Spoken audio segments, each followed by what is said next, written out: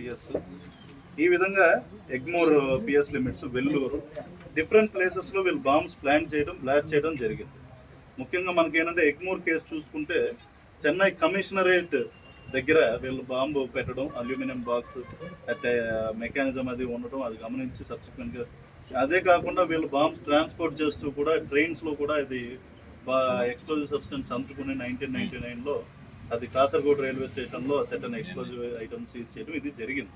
So ఏంటంటే these people are involved in to bomb making.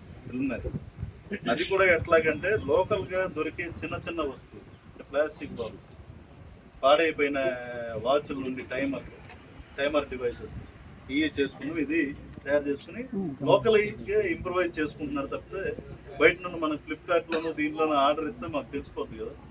అందుకని చెప్పి ఫ్లిప్కార్ట్స్లో వీటిలో టైమర్ మెకానిజం ఈ ఆర్డర్ ఇవ్వాలి. బట్ కమ్యూనికేషన్స్ అనేవి గమనించదగ్గ విషయం ఏంటంటే, అందరూ గమనించదగ్గ విషయం, వీళ్ళిద్దరూ ఇక్కడికి వచ్చి స్థిరపడ్డ తర్వాత బెంగళూరు మల్లేశ్వరం బాంబ్ బ్లాస్ట్ లో వీళ్ళిద్దరూ ప్రధాని. ఇక్కడికి వచ్చి స్థిరపడ్డ తర్వాత అంతకుముందు అన్నీ కూడా ఇక్కడ రాకముందు చేసినాయి. మల్లేశ్వరం బాంబ్ బ్లాస్ట్ ఏదైతే బెంగళూరులో ఉందో రాయచోట వచ్చి స్థిరపడ్డ తర్వాత పాల్పడిన ఉగ్రవాద్యం 2011 ఇద్దరు